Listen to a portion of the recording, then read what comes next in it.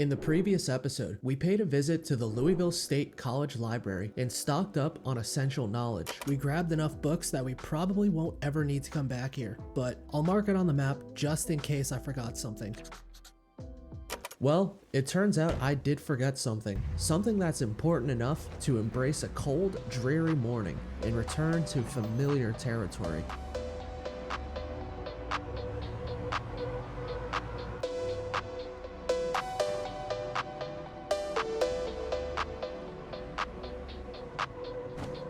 The undead horde concealed itself within a dense fog, but I should have no problem evening the odds with my locked and loaded M14.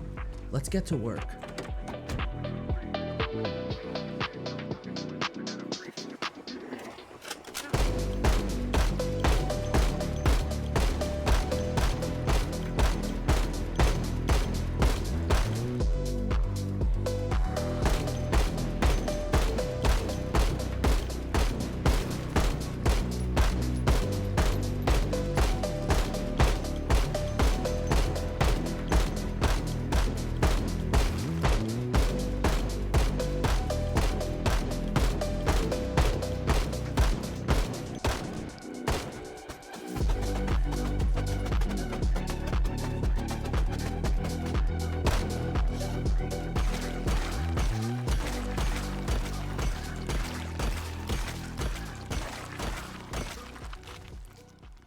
By now, you might be asking yourself, what exactly did I forget here that justified burning through all that ammunition?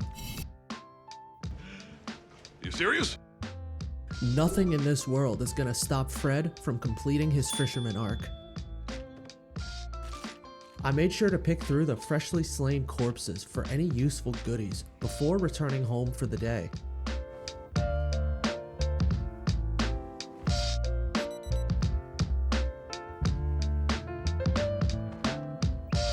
Also, I spotted this huge trailer in the parking lot. Oh, that's hot. That's hot. But I decided to hop back in the van and return home, making a mental note to fetch that trailer when I need it.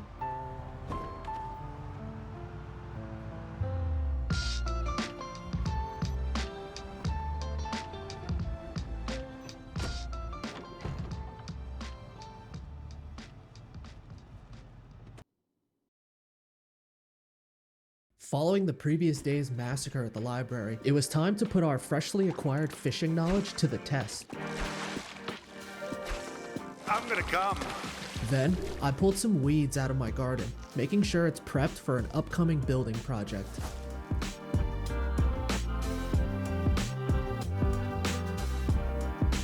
I was up and out the door, feeling good and ready to seize the day ahead of me. That is, until I caught these two ghouls vandalizing my front gate. I quickly murdered some of their friends before continuing on my day. I refuse to let this nuisance kill the vibe.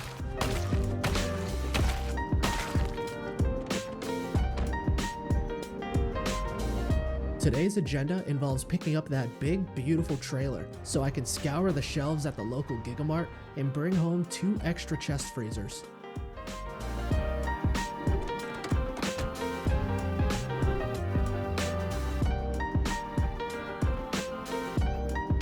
After some rearrangement, I powered up my brand new freezers before settling down for the night.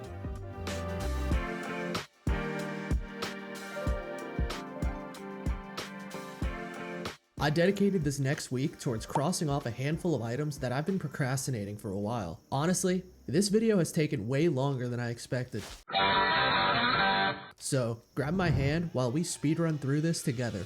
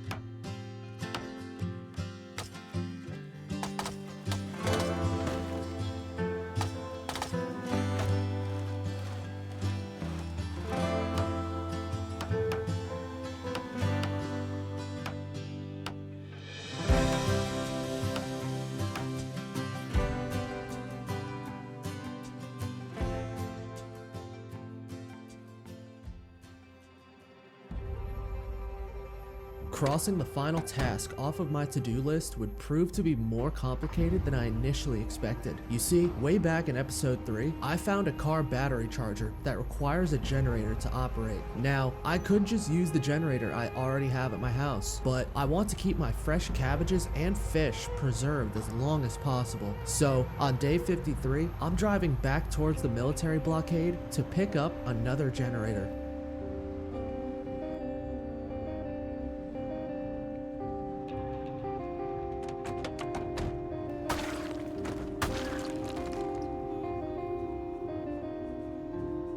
After successfully picking up the generator, I came across this large supply truck that I just could not pass up. Do I already have more vehicles than I know what to do with? Yeah, but the storage potential of this truck is perfectly suited for my loot goblin tendencies.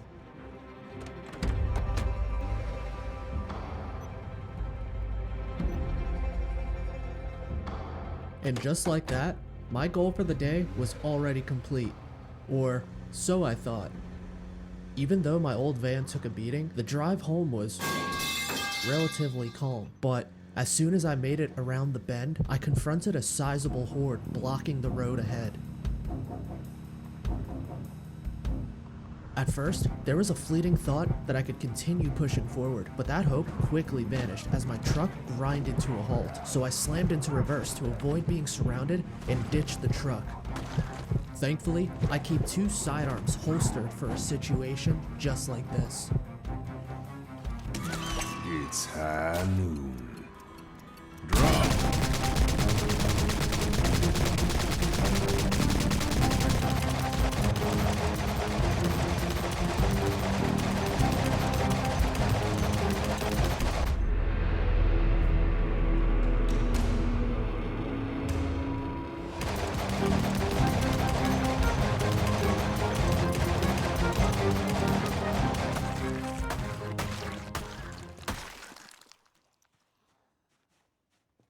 As the dust begins to settle and the snow is soaking in fresh crimson, I can return home safe and sound.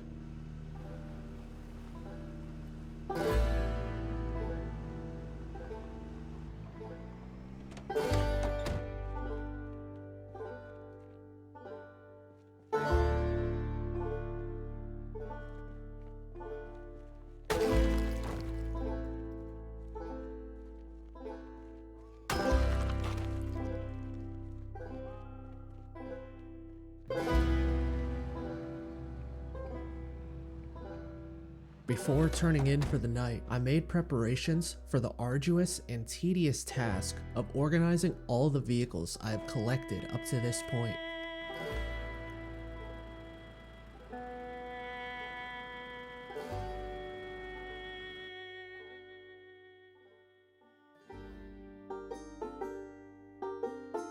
Charging that spare battery overnight made the cleanup process much more seamless. In hindsight, I probably could have just charged my truck battery up to 100% by leaving the engine running all night and swapped that one battery in and out of every other vehicle. But I don't know.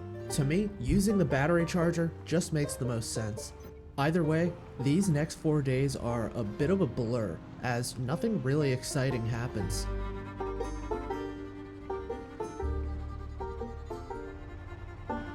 However, my life did flash before my eyes while I was using a zombie to help me replace my front gate, because for some unknown reason, the game was not letting me disassemble this gate myself. After luring my demolition expert into position, I just had to sit and wait for him to do his job.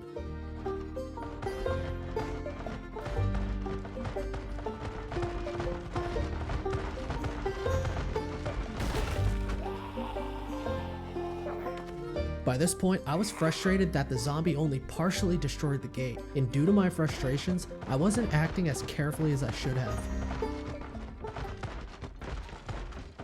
Surprise, motherfucker.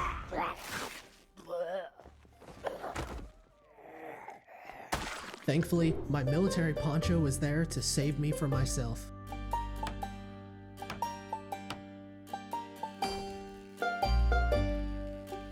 Now that my front entrance is repaired, I spent nearly 4 entire days just chilling in my garage and grinding my mechanics level up to level 5. I can't imagine how long this grind would have been if I wasn't using the auto mechanics mod. If you hate training mechanics anywhere as much as I do, this mod is non-negotiable.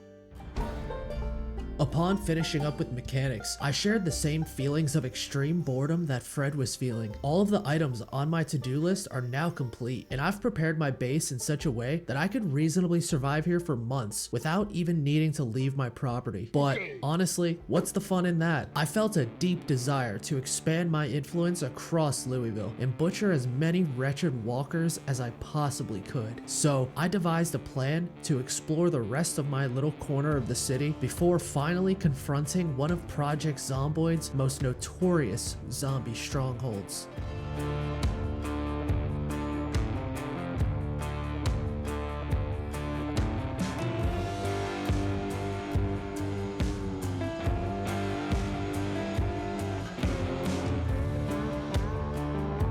After surveying the racetrack in my truck, I parked near what was probably where all the horse jockeys would hang out before they raced. There weren't many zombies hanging around here, so I took the opportunity to borrow these blue storage lockers for my own personal use. After that, I took some time to explore the rest of the venue and laid to rest all of the remaining spectators still waiting for the next race.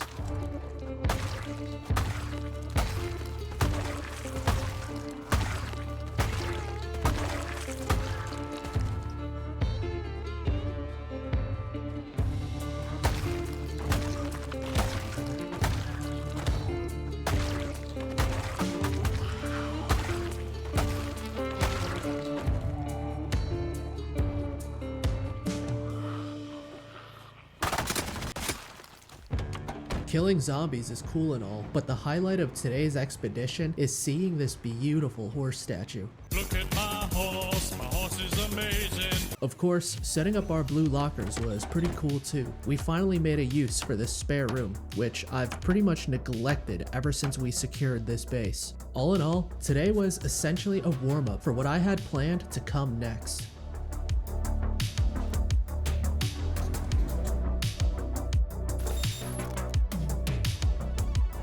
Before exploring the industrial district, I decided to embark on a side quest. The local ghouls didn't put up much of a fight as I cleared the area, which allowed me to scavenge these shops with ease.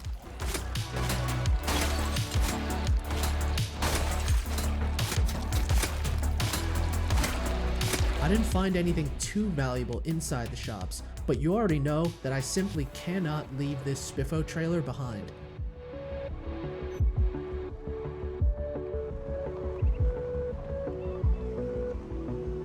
By the way, if anyone from Spiffos just so happens to be watching this video, please, just sponsor me already. Anyway, after dropping off the billboard on wheels, I continued on towards the industrial district. The way I approached this first location is pretty much the same way I approached the entire district. I would first clear the area of any shamblers.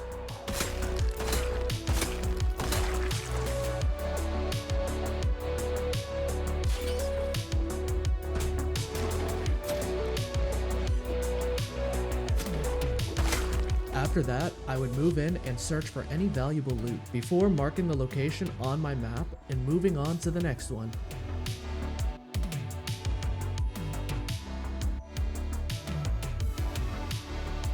Two months of living in the apocalypse has basically turned my life into a cycle of robotic survival where each day blends into the next. Setting small goals like this keeps the mind fresh and prevents stagnation. Of course, the downside of these goals is the increased risk that comes with exploring territory controlled by the undead. A wise man once said, "The greater the risk, the greater the reward."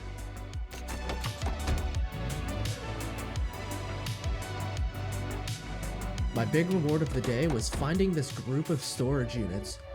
Before I could go looting, I had to pay the price of admission.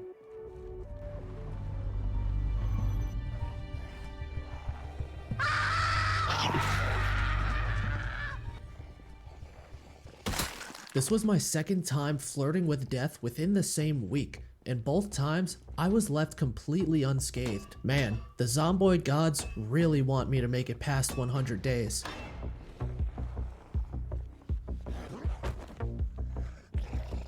Despite the close call, I kept exploring more storage units late into the night, even grabbing my flashlight so I could move deeper into the complex.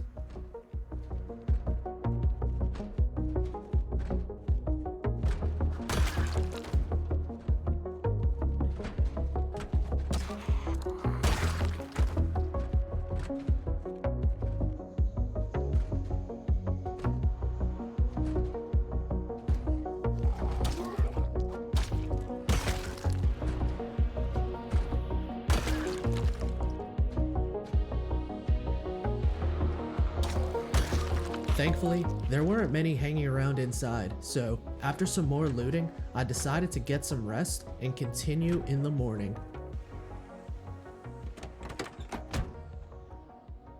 Feeling recharged from a full night's rest, I didn't skip a beat while continuing today's agenda.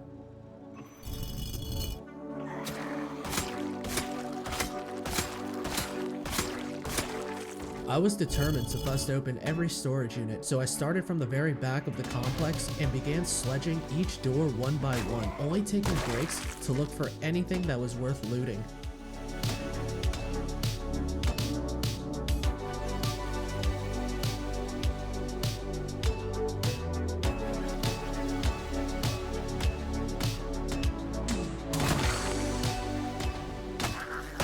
Honestly, most of the loot here was kinda mid, but this pair of dumbbells was easily the highlight of my day. I was physically excited at the thought of pumping out bicep curls in my soon-to-be garage gym.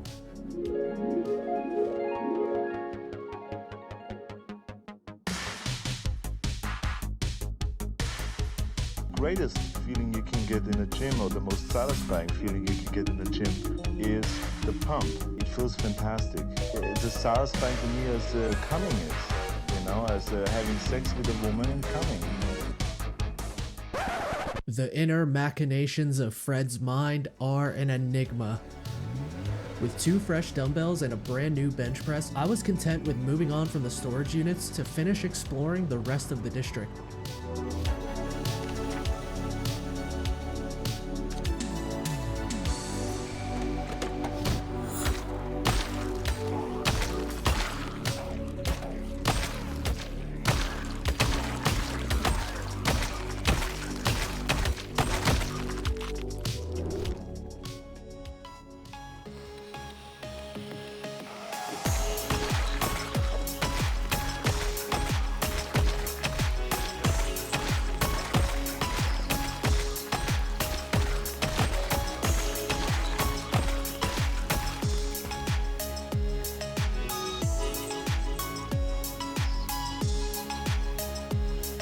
There are still a few buildings I haven't marked on the map, but by this point, I was content with moving on and marking the industrial district as complete. I think I'm finally ready to confront the first demi-boss of my region of the city. Get on with it. Yes, get on with it. Alright, no more procrastinating. It's time to conquer the Louisville hospital.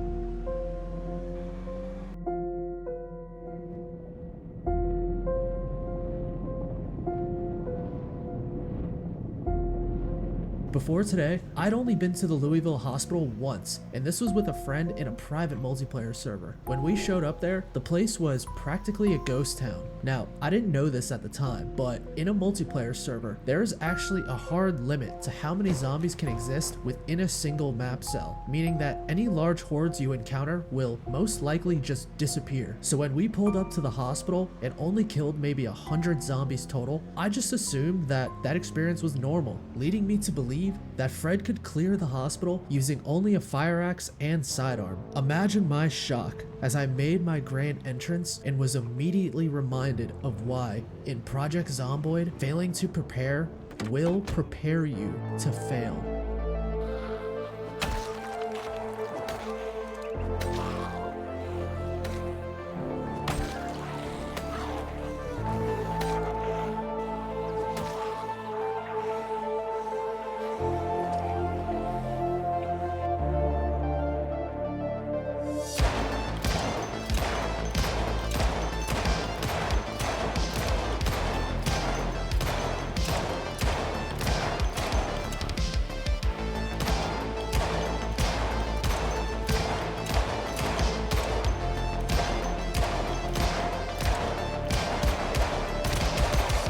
soon as I found myself at this dead end, I was confronted by the reality of my situation. I've gone and riled up close to probably 1,000 zombies, with hundreds more still hiding deep within the hospital. And of course, I was not packing enough heat to murder them all today. It's honestly a running theme of the channel for me to show up unprepared to a massive fight. Regardless, with pockets of Zeds grouped up around my truck, I could not easily hop in and drive to safety. So instead, I chose to continue fighting throughout the rest of the day.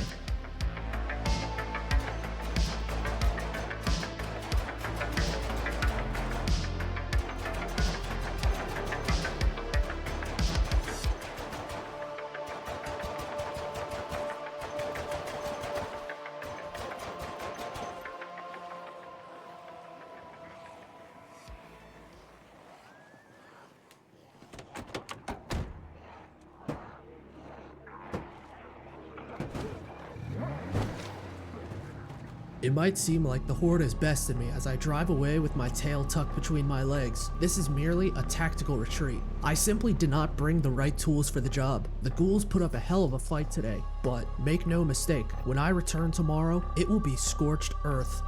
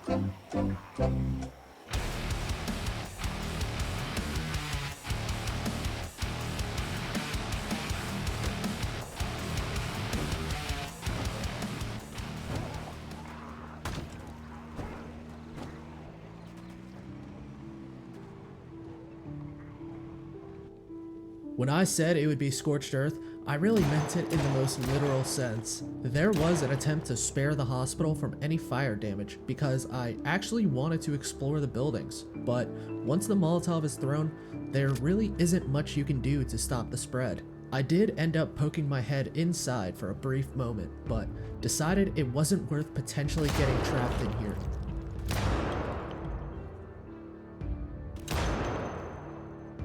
Conquering the Louisville hospital felt like a major milestone for Fred and boosted my confidence as a survivor. This new confidence inspired me towards my ultimate goal for this series, reach 10,000 kills in 100 days. And to accomplish this, I have an idea of exactly where I will need to go next. If you've made it this far into the episode, seriously, thank you all for the support. It's been a wild couple months for me, but I feel like I've finally locked down a consistent editing schedule, so the next episode should not take another 3 months, and I cannot wait to show you all how this series finally ends.